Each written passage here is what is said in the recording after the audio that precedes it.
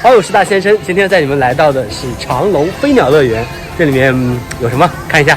他们飞得很快耶。长隆飞鸟乐园作为长隆系里小众又比较冷门的园区，价格那是非常的亲民，人均也只要80块，价格便宜，游客又少，一直受到很多当地家庭的喜爱。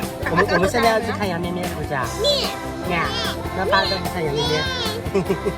飞鸟乐园占地约2000亩，拥有上万只不同国家的珍稀鸟类，如丹顶鹤、火烈鸟、冠鹤、巨嘴鸟等300多个鸟类种群。园区还一直保留最原生态的湿地生态环境，是一个真正看飞鸟的好地方。你担心它什么呀？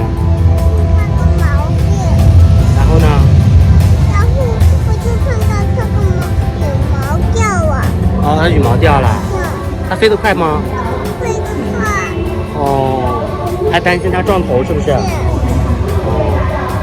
园区除了这些珍稀的鸟类，还有象龟、鳄鱼、河马、变色龙、蜥蜴、刺猬等小动物，小朋友可以亢奋一整天。我看到了，我能碰它不？我能碰它不？看一下变色龙。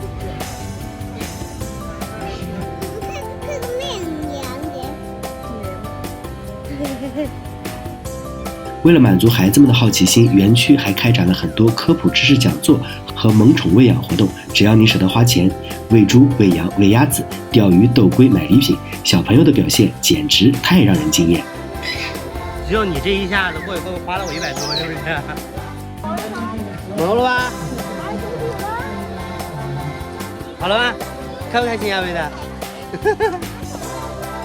进入园区不仅要看好小朋友，还要看好自己的电子钱包，因为这里小朋友可以轻轻松松花掉你2张门票的钱。好了，攻略部分我放在最后，喜欢的朋友可以下载保存哦。别忘了最后点赞、留言、加关注，我们下期再见。